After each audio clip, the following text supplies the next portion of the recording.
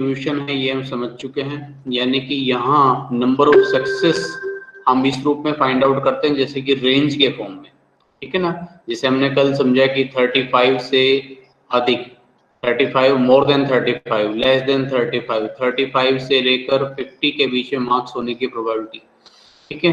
तो ये एक रेंज की प्रोबेबिलिटी को बताता है, और जो इसमें प्रोबेबिलिटी होती है उसको हम बोलते हैं एरिया, ठीक है। ये टोटल एरिया, और ये मीन लाइन होती है, यहाँ एक्स बार होता है, मतलब एक्स वैल्यूज जो है वो आपको यहाँ मिलेगी, इधर यहाँ कम होती हुई चलेंगी, यहाँ जो भी वैल्यूज हैं सभी वैल्यू लेस देन एक्स बार होगी।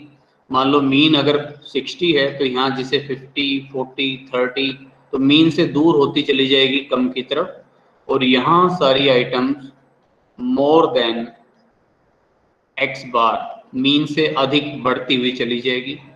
पूरा एरिया हमने समझा कि 1 होता है, 0.5 एरिया दोनों तरफ होता है।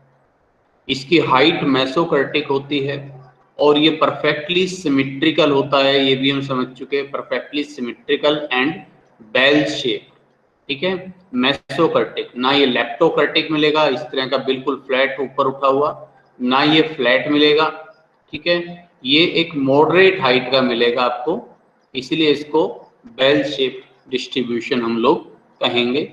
दूसरा हमने ये समझा कि ये जो बेस लाइन है ये कभी भी इसको टच नहीं करेगा कर्व, एस्मोटोटिक टू बेस लाइन, यानी कि इसके लिए अनंत स्पर्शी रहेगा।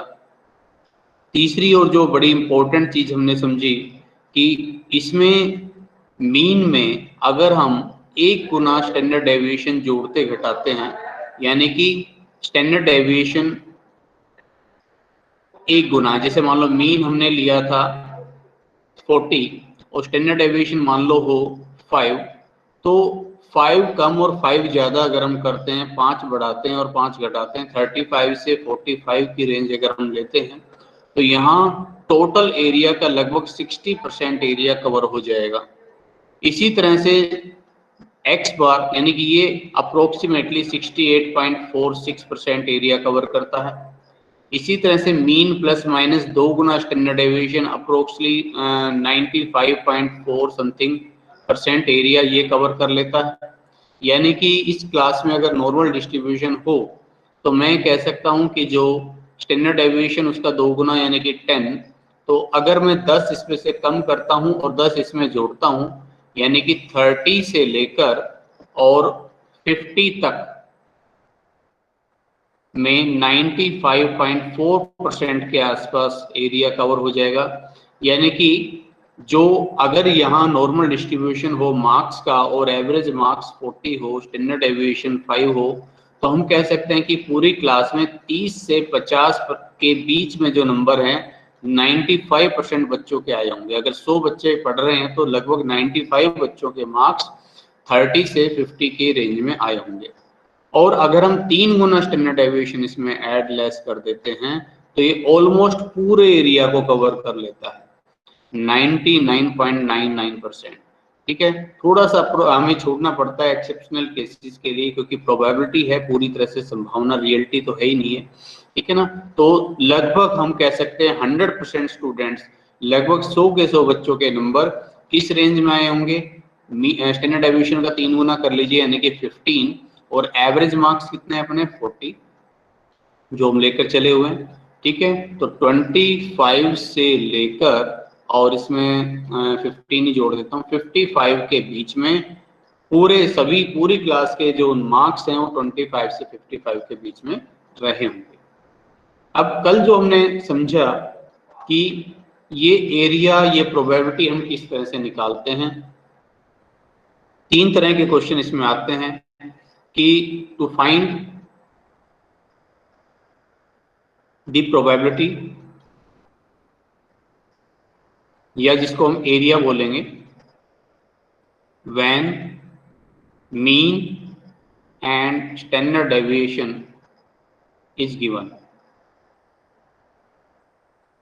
ठीक है। उसको हमने समझ लिया, कई हमने उसके एग्जाम्पल लिए, ठीक है ना, अलग अलग सिचुएशन में हमने उसको फाइंड आउट करने की कोशिश की, ठीक है।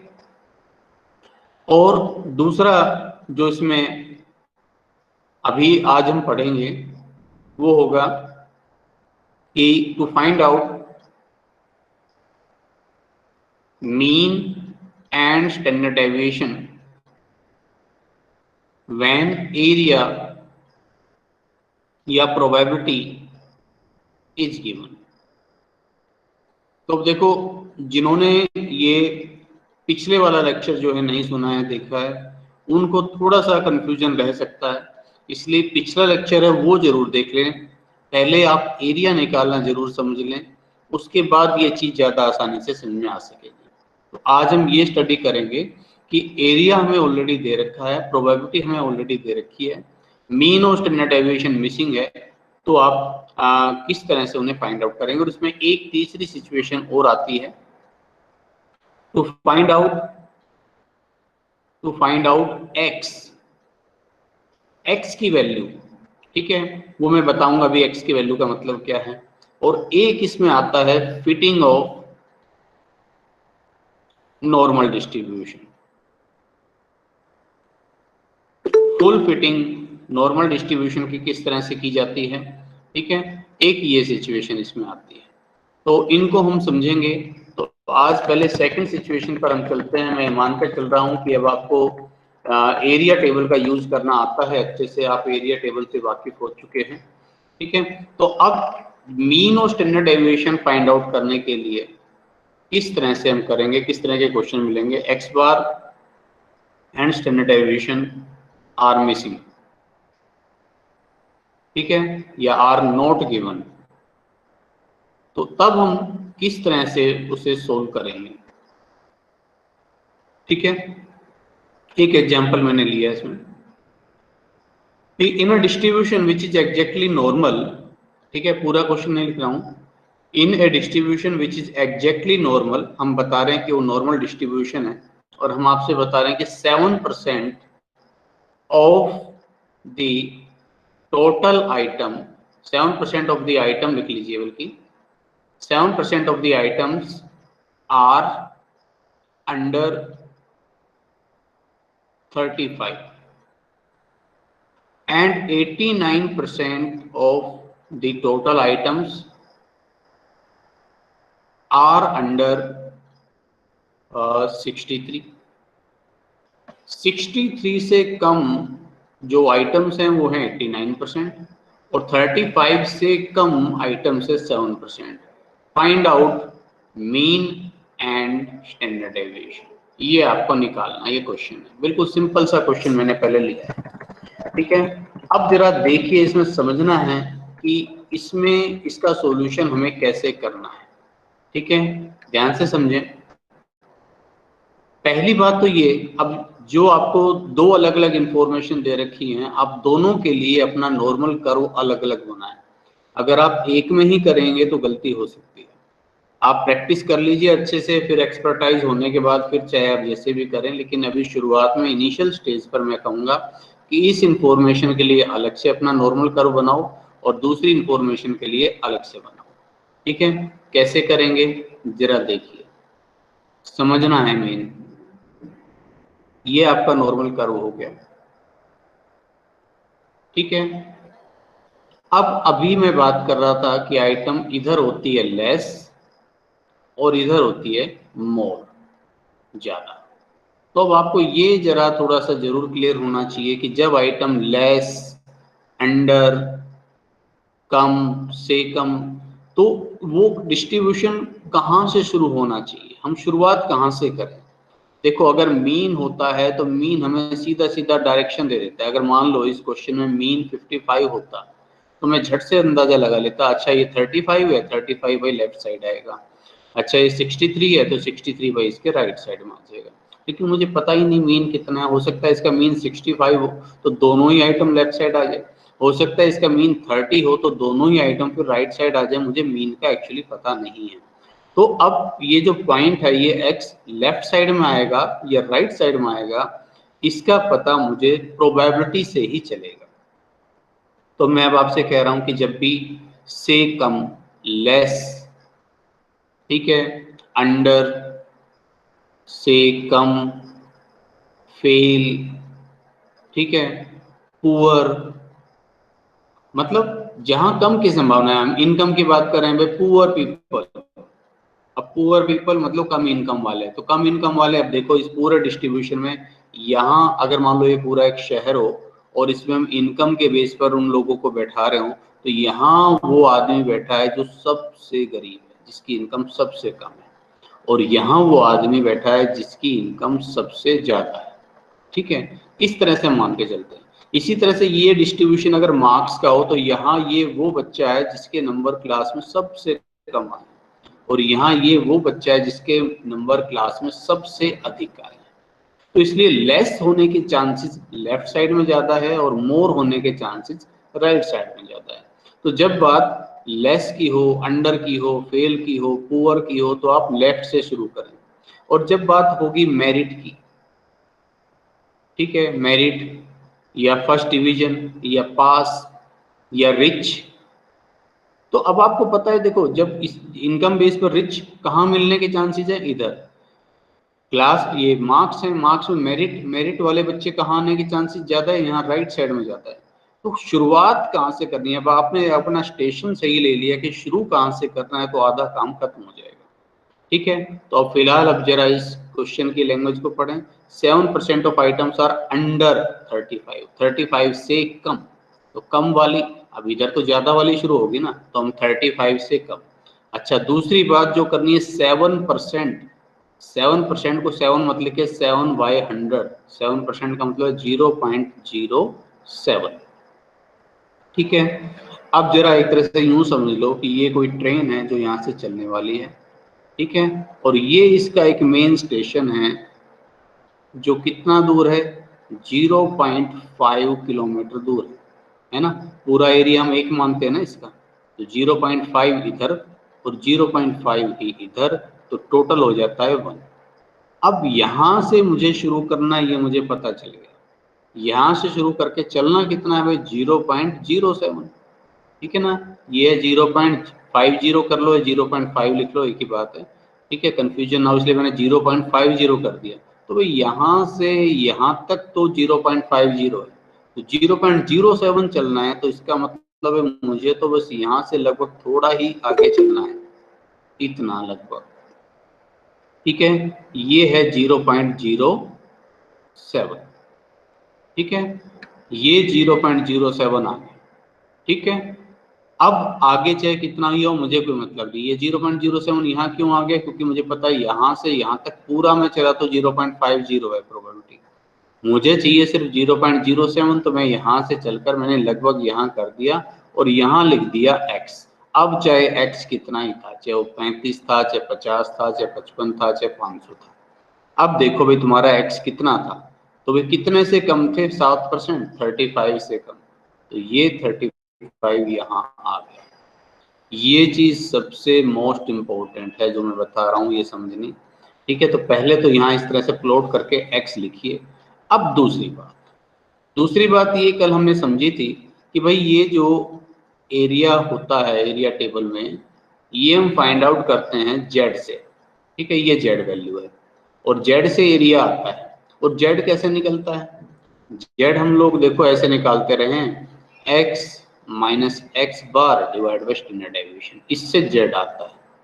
ठीक है, और इस z से फिर एरिया आता है। तो ये जो टेबल से जो एरिया आ रहा था वो हमेशा कौन सा आता था, x और x बार के बीच का। टेबल जो हमें एरिया देती है वो कौन सा देती है, x और x बार के बीच वाला एरिया बताती है, ये वाला एरिया बताती है टेबल हमेशा। ठीक है, अब मान लो मुझे जरूरत थी, कल हम क्वेश्चन कर रहे थे वे 35 से कम होने के चांसेस, तो हमने पहले ये एरिया निकाल लिया, उसको 0.5 में से लेस कर दिया और ये हमारा रिक्वायर्ड एरिया हो गया था। अब हमें क्या चाहिए, x और x बार चाहिए। अब ध्यान से समझना, जब x बार स्टैंडर्ड डेविएशन चाहिए, ठीक है, तो यानी कि हमें z चाहिए। ठीक है, z की हेल्प से निकलेगा, और z कौन से एरिया से निकलेगा, z जो है रिलेटेड है एरिया कौन सा वाला, जो x और x बार के बीच में। यानी कि आपने पहले यहाँ इसको प्लॉट करके x की वैल्यू निकाल ली, भी x यहाँ है। अब x और x बार के बीच का एरिया जरूर लो, क्योंकि उसी से ही फिर उल्टा चल के हम z निकालेंगे। कल हम कर रहे थे z हमारे पास था, एरिया निकाल रहे थे, आज हम करेंगे एरिया हमारे पास होगा वो कौन से वाली जेड वैल्यू पर होगा वो जेड निकालेंगे, बस ये चेंज आने वाला है आज। तो इसलिए इस पर्पज से हमें जेड कौन सा चाहिए, एरिया कौन सा चाहिए जो एक्स और एक्स बार के बीच का हो। तो पूरा एरिया 0.5, इधर एरिया 0.7, तो ये बीच का एरिया कितना बच गया 0.50 माइनस 0.07 यानी कि 0.43। ये अपना एरिया इसके बीच में आ गया। सब आपको समझाने के लिए मैंने लिखा है इसमें, ठीक है। आप जब अपना ग्राफ बनाए वहां पर भी आप ये सब चीजें कर दें, उनको वर्डिंग में भी लिख लीजिए, ठीक है। तो आपने लिखा area to the left side में area to the left of x equal to 35, x जहां 35 है उसके लेफ्ट की तरफ का एरिया है 0.07, तो आप लिखेंगे area between x and x बार, ठीक है। x बार तो मुझे नहीं पता है, x 35 है, तो इन दोनों के बीच का एरिया आपने निकाल दिया 0.5 माइनस 0.07 0.43। और अब हम क्या करने वाले हैं, फ्रॉम एरिया टेबल, अब हमने एरिया टेबल की हेल्प ली और अब क्या निकालेंगे, देखो कल हम निकाल रहे थे एरिया, कल हमारे पास था जेड और जेड से निकाल रहे थे एरिया। अब हमारे पास है एरिया और एरिया से निकालेंगे जेड। एरिया पर ध्यान रखना कौन सा होना चाहिए, एक्स और एक्स बार के बीच का, क्योंकि जेड वैल्यू से एरिया निकलता है एक्स और एक्स बार के बीच वाला, तो इसलिए जेड निकालना है तो एरिया कौन सा चाहिए, एक्स और एक्स बार के बीच वाला एरिया। तो हम लिखेंगे from area table Z corresponding to area 0.43 inch, ठीक है। अब एक बात और ध्यान रखना जहां आप गलती करेंगे, एरिया टेबल पर जाने से पहले साइन जरूर लगा देना। आपको पता है एरिया तो प्लस माइनस होता नहीं, लेकिन जेड प्लस और माइनस होता है, ठीक है। और जेड कल हम देख रहे थे जब जेड इससे लेफ्ट साइड में होता है, यानी कि अब 35 है ये एक्स बार यानी कि इससे बड़ा है, जब x 35 इसके लेफ्ट में आ रहा है तो मीन इससे बड़ा है। तो मान लो ये 40 होता तो 35 minus 40 divide by standard deviation, तो ये माइनस का आता। तो अगर आपकी x वैल्यू लेफ्ट साइड में लाई कर रही है तो z आएगा माइनस का, और x की वैल्यू मीन के राइट साइड में अगर आ रही है, एग्जिस्ट कर रही है, तो z की वैल्यू आएगी प्लस की। तो z की वैल्यू प्लस और माइनस जरूर होती है, नहीं तो फिर फायदा ही क्या था, फिर हमने इतना जोर लगाया क्योंकि इधर से शुरू करें इधर से। तो z प्लस और माइनस दोनों तरह का मिलेगा, एरिया पर कोई फर्क पड़ता नहीं। अब हमें क्योंकि z की वैल्यू निकालनी है तो इसलिए z का मुझे ये भी पता होना चाहिए कि प्लस का है या माइनस का। तो अब x क्योंकि लेफ्ट साइड में हो रहा है इसलिए ये z वैल्यू कैसी आएगी, ये z वैल्यू आएगी कौन सी, माइनस की आएगी, ठीक है। तो पहले माइनस का सिंबल लगाएंगे, ठीक है। और फिर अब आपको करना है क्या, अब देखो पहले आपने सिंबल लगा लिया कि z कैसा आएगा, माइनस का, और अब आप शुरू करिए। यहां आपने लिया 0.43 ढूंढना, देखो एरिया से z ढूंढ रहे हैं, यहां से आपने शुरू किया, ये बढ़ता हुआ चलेगा 4222 4236, हमें चाहिए 4292 4306, देखो 0.43 चाहिए मुझे। अब देखो 0.43 ज्यादा नजदीक कहाँ है, 4292 भी नजदीक है, 4306 भी नजदीक है। आप चाहें तो इनमें जो है इनके एवरेज कर सकते हैं, नहीं तो इनमें से कोई भी एक, ज्यादा फर्क नहीं पड़ता, जो भी आपको ज्यादा नजदीक लगे वो आप ले लीजिए इसमें से। तो मान लीजिए मैंने ले लिया 4306, ये मुझे ज्यादा नजदीक नजर आ रहा है। तब ये देखिए कौन से वाले जेड पर लाई कर रहा है, इसके सामने जेड की वैल्यू देखो 1.4, ठीक है। 1.4 देख पा रहे होंगे, 1.4, और ये कहां पर है 1 2 3 4 5 6 7 8, तो 1.4 का 8 पर, यानी कि जेड वैल्यू है 1.48। नेगेटिव में माइनस की 1.48, ये वैल्यू इसमें आ जाती है, ठीक है। तो अब एक काम हो गया है अपना, अब हमें सिंपली ये करना है भाई, अब हमें पता है जेड होता क्या है भाई, जेड इक्वल टू माइनस का 1.48, और जेड निकलता कैसे है, x minus X bar divide by standard deviation is equal to minus के 1.48। तो x तो हमें पता है 35, x बार हमें निकालना है, divide by standard deviation is equal to minus के 1.48। ठीक है, और फिर आप इसको क्रॉस मल्टीप्लिकेशन कर देते हैं। 35 minus X bar is equal to minus के 1.48 स्टैंडर्ड डेविएशन, और फिर हमने किया ये x बार उधर ले जाते हैं, चलो तो x बार ये इधर आ गया समझ लो, minus 1.48 standard deviation is equal to 35, और ये अपनी बन गई फर्स्ट इक्वेशन। इस तरह से आपको करना है काम। अब जब पहली इक्वेशन बन गई, अभी हमने दूसरे पर ध्यान नहीं दिया, दूसरा क्या था, अब हम दूसरे पर जाते हैं। दूसरा क्या था भाई, 89% of items are under 63, 89% item 63 से कम है। ठीक है, तो उसको कैसे करेंगे, मैं कहूंगा कि दूसरा कर्व बनाएं, एक में खिचड़ी ना करें, बेशक हो सकता है लेकिन आप अभी गलती करेंगे शुरू में। ये आपने फिर से वही एक्स बार रखा, अब मुझे नहीं पता कि ये एक्स इधर आएगा ये इधर आएगा, लेकिन मैंने उसी नियम को पकड़ा कि अंडर, कम, लेस, फेल या पुअर, इनकम, तो ये कम वाले यहाँ से शुरू होते हैं, कम यहाँ से होते हैं। अब यहाँ से शुरू होकर 89% का मतलब है 0.89, मुझे इस लाइन पर 0.89 मूव करना है। मुझे पता है यहाँ से यहाँ तक तो 0.5 है, इसका मतलब है यहाँ से मैंने शुरू किया अपना सफर, यहाँ चलना शुरू किया, ये 0.5 भाई, इसको तो क्रॉस करना पड़ेगा, 0.89 चलना है ना मुझे, तो ये आ गया 0.89, ये इसके कहीं इधर लाई करेगा x। तो x इज इक्वल टू था कितना x, यहाँ अभी एक गलती और कर सकते हो जल्दबाजी में, कहीं यहाँ 89 ही लिख दो, ये 89.89 तो इसकी प्रोबेबिलिटी है। अभी ये किससे कम है, 63 से, 89% आइटम्स आर अंडर 63, तो ये x की वैल्यू 63 है, x इज इक्वल टू 63।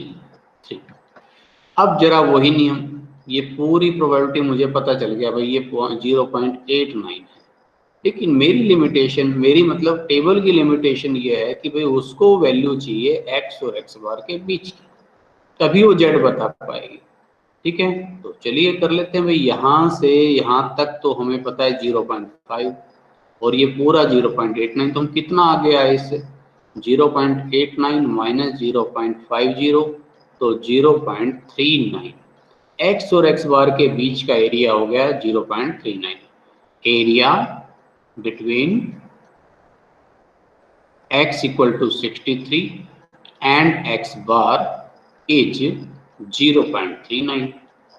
अब फ्रॉम एरिया टेबल, ठीक है, z इज इक्वल टू, पहले z की वैल्यू देखो प्लस में आएगी कि माइनस में आएगी, तो अब यहाँ बिल्कुल क्लियर है कि x बार से बड़ा होने वाला है, तो z आएगा प्लस। ठीक है, अब 0.39 से कोरस्पोंडिंग वैल्यू देखिए, 0.39, 0.3907 आप देख पा रहे हैं यहाँ, आगे तो बड़ी हो जाएगी, तो 0.3907 ये नियरेस्ट वैल्यू नजर आ रही है, कहाँ पर है, 1.2, 1.2 का कितने पर, 1 2 3, 1.2 का 3 पर, तो 1.23, z इज इक्वल टू हो गया प्लस का 1.23। ठीक, अब जरा इसकी इक्वेशन बनाएं, तो भाई z is equal two plus के 1.23 का मतलब है x माइनस एक्स बार, x है 63 minus X bar divide by standard deviation is equal two plus के 1.23। ठीक है, अब हम इसमें भी क्रॉस मल्टीप्लिकेशन कर दें, 63 minus X bar is equal to 1.23 standard deviation. अब ये एक्स बार इधर चला गया, X bar is equal to X bar plus 1.23 standard deviation is equal to 63, ये इक्वेशन 2 हो गई।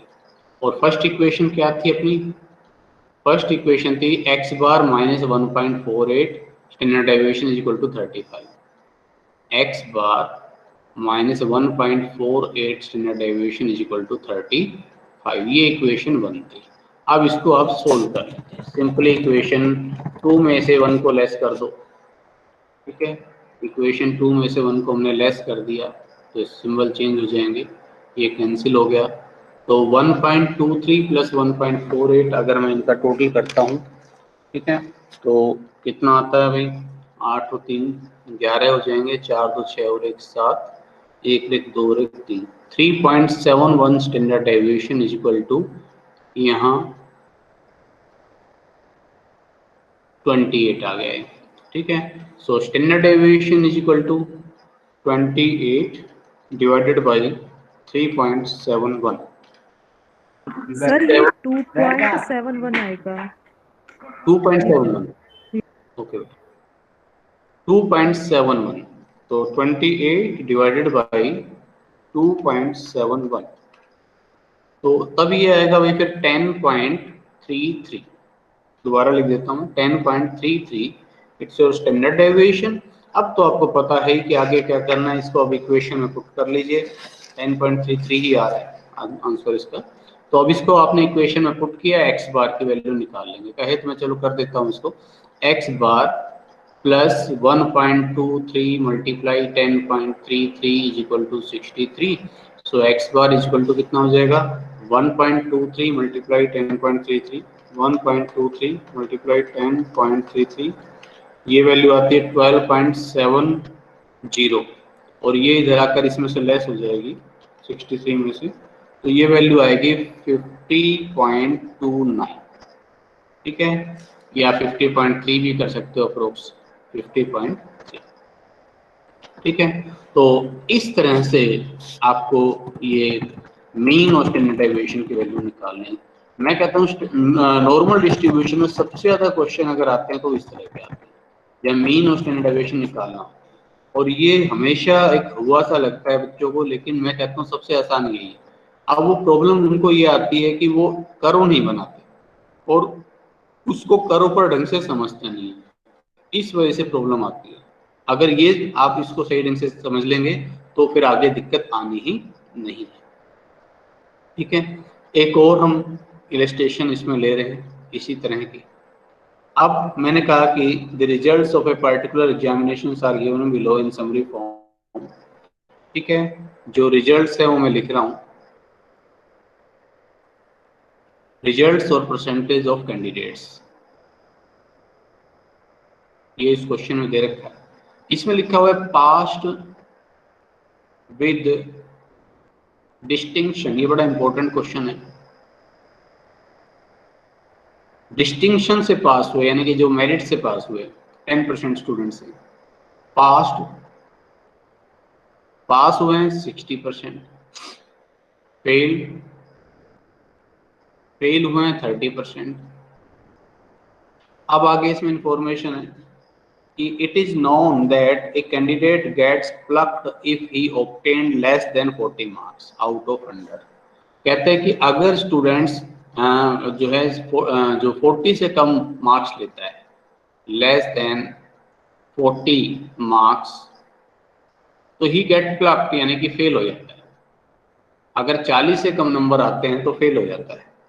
While he must obtain at least 75 marks in order to pass with distinction, जबकि distinction से पास होना है उसको, मेरिट से पास होना है तो कम से कम 75% से ज्यादा, ठीक है, मोर देन 75% मार्क्स तो मेरिट आ जाएगी उसकी, he will pass with distinction, ठीक है। तो अब आपको बताना है कि अगर ये नॉर्मल डिस्ट्रीब्यूशन है तो इस क्लास में एवरेज मार्क्स कितने हैं और जो है स्टैंडर्ड डेविएशन कितना है।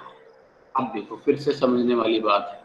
अब शुरुआत कहाँ से करेंगे, ठीक है। देखिए ये नॉर्मल कर्व मैंने बनाया इसमें एक्स बार, ठीक है। एक्स बार मुझे नहीं पता, एक्स बार पता होता है तो मैं अपने आप ही एक्स की वैल्यू मुझे पता है कि इधर आ जाएगी या इधर आ जाएगी जहां भी। अब जरा समझने वाली बात है, ये 10% बच्चे हैं जो मेरिट वाले हैं, जिनके मार्क्स 75% से अधिक है, अब अपने आप से पूछिए कि ज्यादा नंबर वाले लेफ्ट साइड में ज्यादा हो सकते हैं या राइट साइड में। ठीक है, मैं जो अधिक नंबर होने के जो चांसेस है वेट करिए सामने, तो जो अधिक नंबर के जो परसेंटेज हैं, जो चांसेस हैं, ठीक है, वो आपको कहाँ मिलेंगे। ठीक है, तो ऑब्वियसली ये मार्क्स का डिस्ट्रीब्यूशन है, मैंने भी आपको थोड़ी देर पहले बताया भी था। तो यहाँ कम नंबर वाले मिलेंगे और यहाँ आपको ज्यादा नंबर वाले मिलेंगे, अधिक नंबर वाले। अब ये डिस्टिंक्शन वाले बच्चे हैं 10% स्टूडेंट जिनकी मेरिट है, तो वो 10% आपको यहाँ मिल सकते हैं। यहाँ तो फेल वाले के चांसेस ज्यादा है, तो आप यहाँ से शुरू करेंगे इस बार, बस ये शुरुआत से ही कर दीजिए। अब जीरो, आपको पता है ये पूरा जो रास्ता है ये 0.450 सॉरी, तो अब यहाँ से आपने शुरू किया और आपको 0.10 चलना है, ये आप चले 0.10, तो ये x हो गया कितना भाई, मेरिट। ये इन बच्चों के नंबर कितने हैं, 75 से अधिक, तो x इज इक्वल टू 75 यहाँ आ गया। अब वही बात कि x और x बार के बीच में आ जाइए आप, 0.5 माइनस 0.10 0.40, इन दोनों के बीच का एरिया कितना आ गया, 0.40। अब देखिए मैं इक्वेशन बना के छोड़ दूंगा, आगे मैं आपको करना है। ठीक है, जो चीज मेरे समझाने लायक है वो मैं कर रहा हूँ इसमें। अब यहाँ फिर आप कैसे लिखेंगे, फ्रॉम एरिया टेबल। उस पिछले क्वेश्चन में हमने दोनों में शुरुआत लेफ्ट से करी थी, यहाँ राइट से शुरुआत क्यों करनी पड़ी आपको पता चल गया। फ्रॉम एरिया टेबल, ठीक है, z इज इक्वल टू, पहली बात तो z कैसा आएगा, प्लस का आएगा। अब 0.40 x और x बार के बीच का एरिया 0.40, उससे कोरस्पेंडिंग z देखिए, तो 0.40 देखो कहाँ मिलता है हमें नजदीक। ठीक है, 0.40 तो 0.3997, ठीक है, तो 1.2 का अगर आप देखें 8 पर, ठीक है, तो यहाँ आपको ये वैल्यू नियरेस्ट नजर आती है 0.3997। ठीक है, तो 1.2 का 8, ये z की वैल्यू हो गई। अब z कैसे निकालते हैं, x minus X bar 75 minus X bar divide by standard deviation is equal to 1.28, और ये इक्वेशन बन जाएगी 75 minus X bar is equal to 1.28 standard deviation. और यहाँ से अगर आप देखें x बार उधर ले जाएं, x bar plus 1.28 standard deviation is equal to 75, ये एक इक्वेशन बन गई। अब दूसरी इक्वेशन चाहिए हमें, दो इक्वेशन चाहिए मीन और स्टैंडर्ड डेविएशन निकालने के लिए। अब दूसरी इक्वेशन में जहां आप गलती करेंगे वो देखो। अब मैंने कहा कि पास वाले, अब आपको दोनों में से कोई भी एक यूज कर लो, उससे एक इक्वेशन बन जाएगी। ठीक है, ये पास वाले हैं मतलब इनके नंबर 40 से ज्यादा हैं, ये फेल वाले हैं मतलब इनके नंबर 40 से कम है। ठीक है, अब मैंने कहा 60% स्टूडेंट्स पास, लेकिन अब एक बार सोचने वाली बात है, पास कितने हैं। अगर मैं आपसे पूछता हूँ पास बच्चे कितने हैं, फेल कितने हैं 30%, तो पास कितने हुए 70%।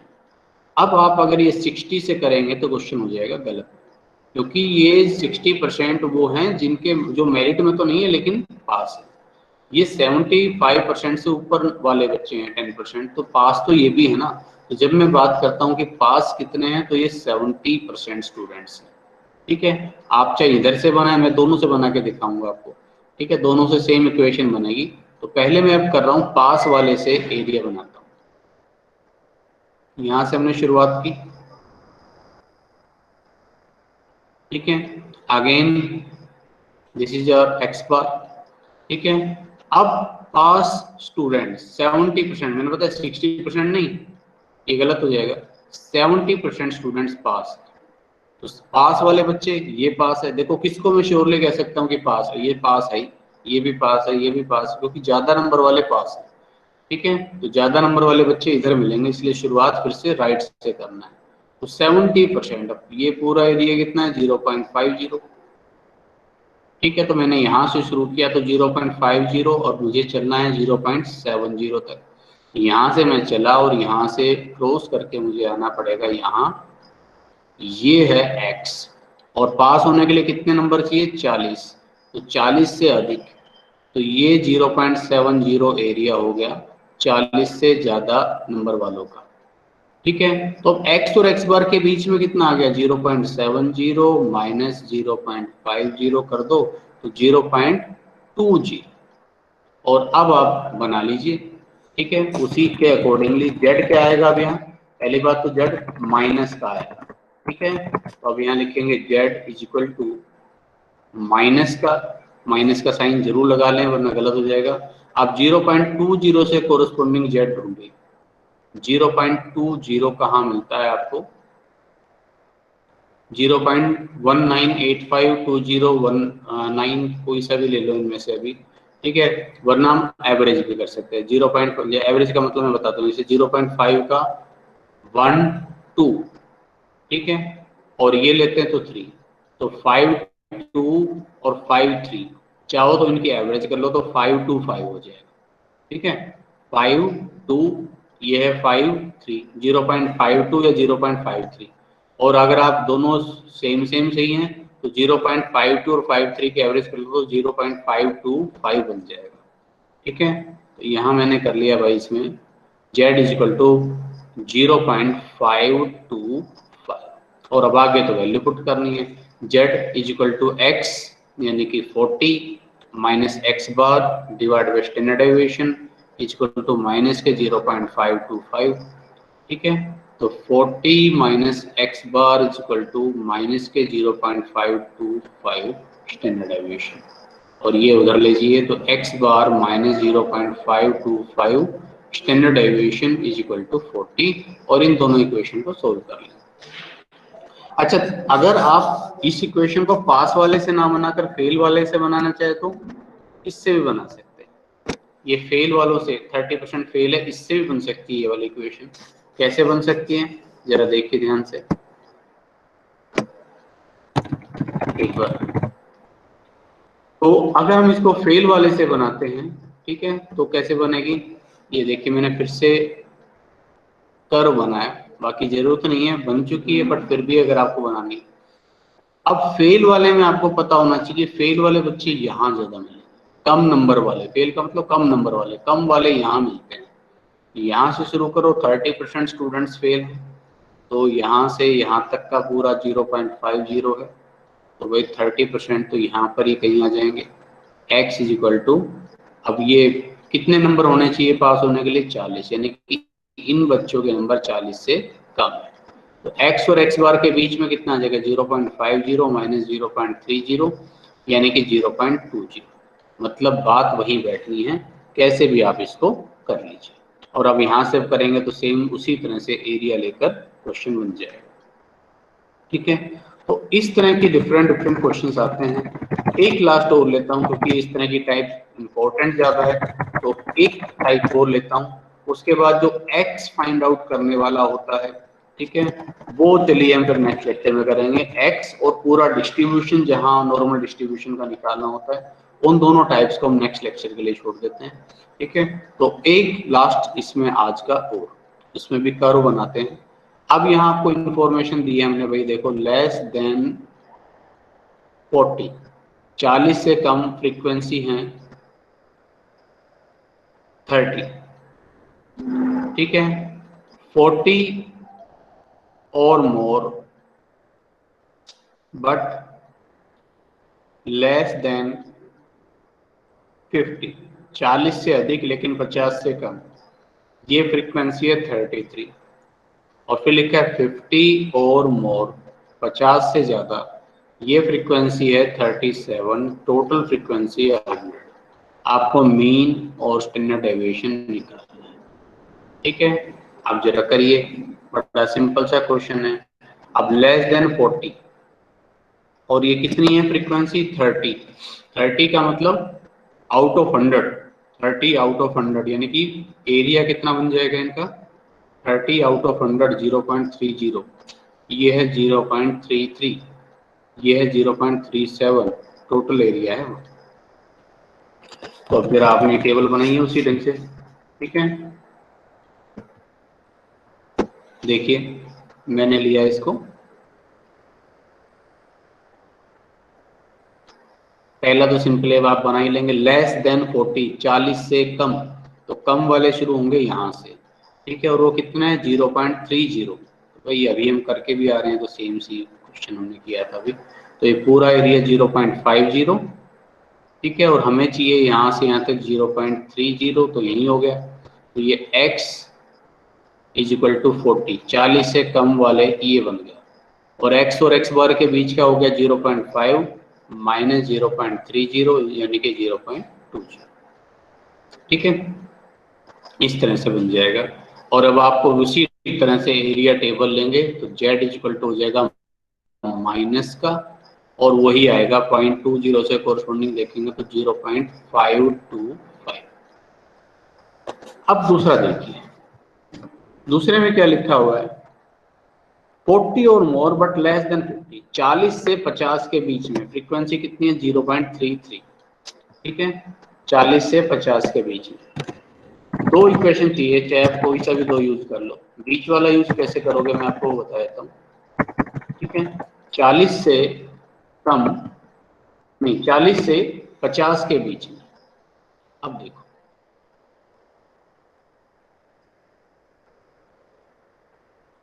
अब यहां मैं कह रहा हूं 40 से 50 के बीच में, मुझे x बार तो मुझे पता ही नहीं, लेकिन अब मुझे पिछला वाला जो एग्जांपल था, जो मतलब सॉरी अभी जो पिछली वाली हमने यूज की, लेस देन 40 है 30%, इससे मुझे ये पता चल गया अभी 40 यहाँ लाई कर रहा है, 40 की पोजीशन मुझे पता चल गई। ये x इज इक्वल टू 40 यहाँ है, x1 लिख दो इसको, ठीक है, ये 0.30, ये भैया यहाँ पर है। अब यहाँ से यहाँ तक कितना बच रहा है 0.20 बच रहा है, और मुझे चाहिए 40 से 50, 40 से आगे बढ़ना, और 40 से 50 कितना है 33%, यानी कि 0.33। तो यहाँ से मैंने शुरू किया। अब देखो यहाँ से समझने वाली बात है कि इसकी नेक्स्ट पोजीशन कहाँ आएगी भाई, यहाँ से 40 से शुरू करना है इस बार, यहाँ से 40 से, ठीक है, 40 से शुरू किया, 40 मुझे पता है यहाँ 40 है, और यहाँ से यहाँ तक एरिया बच रहा है 0.20, मुझे चलना है 0.33 तक, तो यहाँ से मैं 0.33 तक आ गया यहाँ। ये दूसरा x जो 50 है वो कहाँ मिलेगा, यहाँ मिलेगा। और अब x और x बार के बीच में एरिया ये कितना हो जाएगा, ये पूरा एरिया कितना लिया है हमने 0.33, बीच में कितना बच रहा है 0.20, तो ये एरिया कितना हो जाएगा 0.1। बस ये बात समझने की। तो अब z इज इक्वल टू कितना हो जाएगा, पहली बात प्लस का, फिर 0.13 एरिया से कोरस्पॉन्डिंग z देखो, 0.13 को ढूंढिए कहाँ पर है, 0.1293, 1331, तो ज्यादा दूर हो जाएगा, यही नजदीक 1293, 0.3 का 123, ये 1293 13 के सबसे नजदीक है, तो 0.3 का 123, 0.3 का 3 पर z इज इक्वल टू हो गया 0.33, 0.33। बस अब आगे हम इससे इक्वेशन बना देंगे। इक्वेशन बनाने के लिए अब हमने लिखा x यानी कि 50 माइनस एक्स बार जो कि निकालना है, divide by standard deviation is equal to 0.33, और यहाँ से आप इक्वेशन बना दीजिए। दूसरी इक्वेशन बन जाएगी जैसे अभी बनी थी, ठीक है, और उससे फिर मीन और स्टैंडर्ड डेविएशन की वैल्यू हम फाइंड आउट कर लेंगे दोनों इक्वेशन को सॉल्व करके, ठीक है। तो इस तरह से नॉर्मल डिस्ट्रीब्यूशन में ये एक बड़ी इंपॉर्टेंट जो है क्वेश्चन इस टाइप के आते हैं, ठीक है, और मैक्सिमम क्वेश्चन बनते हैं इस तरह के। तो ये हमने कवर कर लिया। अब उसके बाद जो बचता है वो वैसे इतना इम्पोर्टेंट नहीं है, बट फिर भी कई बार आ जाता है, तो उसको हम लास्ट लेक्चर के लिए छोड़ते हैं कि x की वैल्यू, मतलब अब जो हमारा बचेगा वो ये है कि ये जो x है ना, जैसे x 50 आ रहा है, अब हमारे पास ये नहीं पता होगा कि ये x 50 है या 40 है, ये x की वैल्यू ये निकालनी हुआ करेगी हमें, तो ये कैसे निकालें। और दूसरा, जैसे आपने बाइनोमियल और पॉइसन में पढ़ा था कि एक तो हम एक एक वैल्यू निकाल रहे हैं, अब जैसे हमसे कहे भैया 40 से 50 के बीच की फ्रीक्वेंसी निकालो, एक यूं कह दे भाई 0 से 10, 10 से 20, 20 से 30, 30 से 40, 40 से 50, पूरा डिस्ट्रीब्यूशन मुझे निकाल कर दे दो भाई, तब वो कैसे करेंगे, ठीक है, तो वो टाइप्स अपने पास बचती है, उसको हम नेक्स्ट टाइम करेंगे। तो आप इसकी प्रैक्टिस कर लीजिए जरूर, ठीक है। साथ साथ करोगे तो साथ साथ समझ में भी आता रहेगा, नहीं तो फिर अभी तो आपको लगेगा कि इजी है, बाद में फिर आपको कंफ्यूजन होने